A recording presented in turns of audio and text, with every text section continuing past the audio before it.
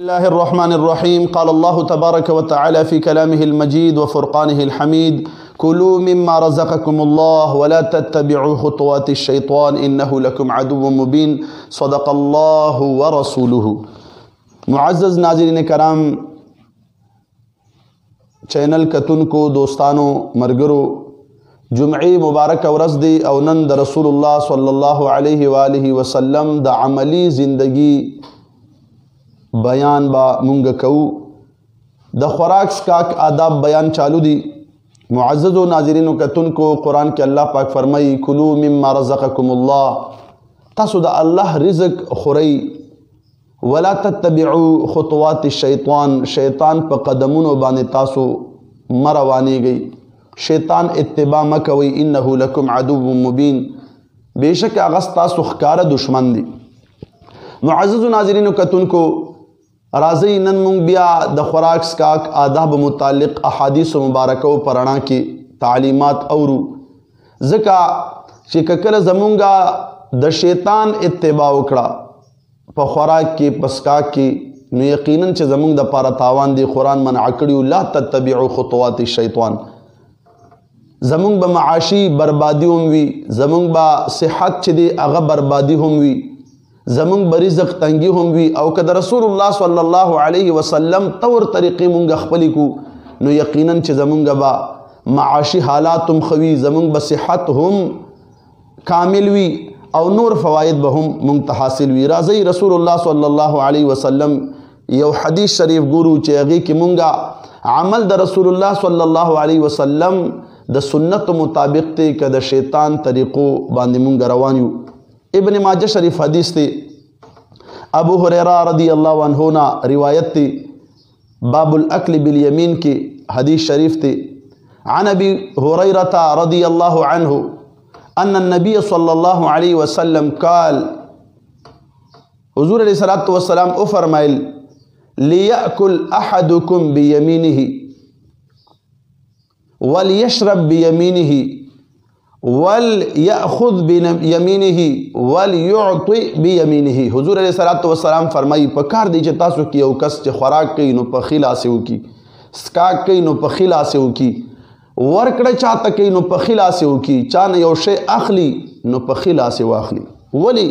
حضور علیہ السلام فرمائی فإن الشیطان یأکل بشماله، شیطان په ګس لاس باندې خوراک کوي، ویشرب، حضور علیہ السلام فرمائی ویشرب بشماله، پا گس لاس باندے سکاک کئی، ویعطی بشماله، پا گس لاس باندے ورکڑا کئی، ویأخذ بشماله، او پا گس لاس اخشتل کئی. معزز ناظرینو کتنکو، آیا مونگا حضور نبی کریم صلی اللہ علیہ وسلم پا طریقو عمل شتکنا؟ سوچ فکر پکار دی. قرآن فرمائی ولا تتبعوا خطوات الشیطان، شیطان پا قدمونو مروانے گئی، شیطان طریقے ما اپناوئی، تاوان دے پکے. مونگ تا غور پکار دے. عمل سے زندگی بنتی ہے، عمل نہ زندگی جوڑے گی. معمولی معمولی عملو ندی خکمونگ دا سنت مطابق نشی، دیر زیاد نقصاناتی دی.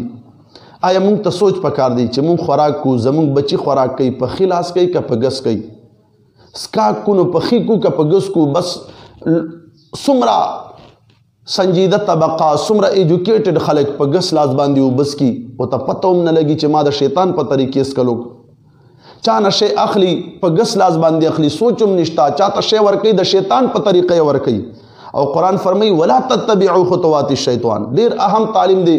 معزز و ناظرینو کتنکو، مونگ دا حضور نبی کریم صلی اللہ علیہ وسلم عملی زندگی نا غافل شویو، ذکر زمونگ باندی معاشی تنگی هم را روانه دی، په مونږ باندې صحت په حواله بیماریانې هم را روانې دي. دا ولې چې مونږ د حضور علیه الصلاۃ والسلام طریقې پرېښې دي، د شیطان په طریقو باندې روان. راځئ مخکې حدیث شریف له راځئ. رسول الله صلی الله علیه وسلم فرمایي، ابو هریره رضی الله عنه نه روایت دی، فرمایي چې درې ګوتو سره خوراک کول دا د انبیاء علیهم السلام طریقه دی. نو دا هم د حضور علیه الصلاۃ والسلام د خوراک مبارکو کې یو طریقه شوه. معزز و ناظرینو کتنکو، راځئ مونږ چې په کم لوخي کې خوراک کوو، څومره خوراک پکار دی، هغې لوخي سره څه عمل پکار دی. شریعت مطهره تعلیم به اورو رسول الله مبارک طریقه به ګورو آیا مونږ خو خوراک چرته د شیطان د طریقې مطابق نه کوو رسول الله صلی الله علیه وسلم حدیث شریف واوري خیشته حدیث پاک تی ام عاصم رضی اللہ عنہ نے روایت تی فرمائی دخل علینا نبیشت مولا النبی صلی اللہ علیہ وسلم ام عاصم رضی اللہ عنہ فرمائی پمونگ باندی در رسول اللہ مبارک غلام نبیش رضی اللہ عنہ داخل شو ونحن نأکل فی کعست مونگ پیو لوخی کے پیو لوخی کے خوراک کولو فقال قال النبی صلی اللہ علیہ وسلم نبیش رضی اللہ عنہ فرمائل چی ما حضور علیہ السلام فرمائلی دی من اکل فی کعست حضور علیہ السلام فرمائی چاچے پا یو لوخی کے خوراک اکڑو فلحسها بے آغا لوخ اسٹلو صفائی اکڑو استغفرت له الکعستو کعست دا پارا استغفار کئی آغا لوخ دا پارا استغفار کئی معزز ناظرین و کتن کو دے حدیث شریف نسا معلومی گی یو قربان شم دا رسول اللہ صلی اللہ علیہ وسلم دا تعلیم و تربیتنا چنن دا حضور علیہ السلام نبیشہ غلام سنم باندے دے نبیشہ مولا النبی صلی اللہ علیہ وسلم چہ دا حضور علیہ السلام غلام دے قربان شم دا رسول اللہ صلی اللہ علیہ وسلم تربیتنا چہ غلام ہم بے دا تعلیمات ندی پریخے نن منگ سر ہم مزدور کار کئی نن منگ سر ہم یو نوکر کار کئی آیا کله مونږ دته دین خودلای دی کله مونږ دته تربیت پهلو خودلای دی نه مونږ تشکار خلکو نه اخلو دې صرف ما د پاره دنیا ګټلو د پاره استعمالېږي خو قربان شم د رسول الله صلی الله علیه وسلم تربیت نه نن مونږ معاشه طریقه ولې ترقی ولې نه کوي چې مونږ خپل ماتحت خلکو ته تعلیم او تربیت او تهذیب نه ورکو او د محبوب علیہ السلام طور طریقین قربان شم غلام یوزے تزی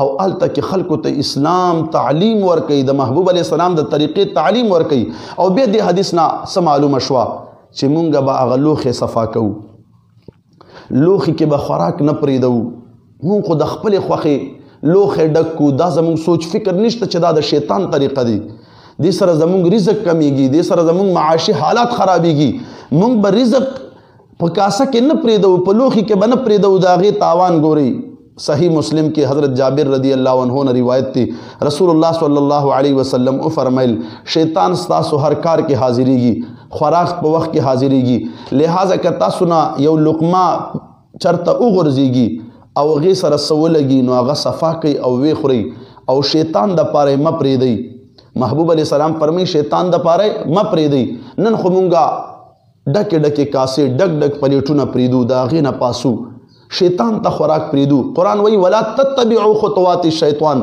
شیطان پا قدمونو باندے مزے شیطان طریقے ما اپنا وی نن مونگا خپل زانتا مونگ گیر چاپیر حالاتو تا سوچ نشتا مونگ خوراک شیطان تا پریدو حضور علیہ السلام فرمائی بیا چے کلا دا خوراک نفارغی گئی نو گوتے سٹائی زکر چے نمعلومی گئی چے پا کمی حصے کے دا خوراک برکت تی کہ دیشی برکت پا دغو خوراک کی کم چیزا ما گوتو سر لگی دلے معزز و ناظرین و کتن کو دادا محبوب علیہ السلام فرامین دی رازی دیر یو خوگ حدیث چی پاگی کے زمونگا استاسو دا رزق فراوانی پراتا دی رزق زیادی دل پراتا دی او دا سی عمل ہم اشتداغی پا مقابلی کے دی حدیث شریف کے ذکر دی چی اغی سر زمونگا استاسو نا رزق رخصتی گی زمونگا استاسو رزق برکت ختمی گی دا زمونگا استاسو تا اللہ جل جلالہو اختیار را کردی دی تعلیمات را کردی دی اغیب پا برکت مونگا خپل کور کی رزق سارا ولی شو محبوب علیہ السلام حدیث شریف آوری او خپل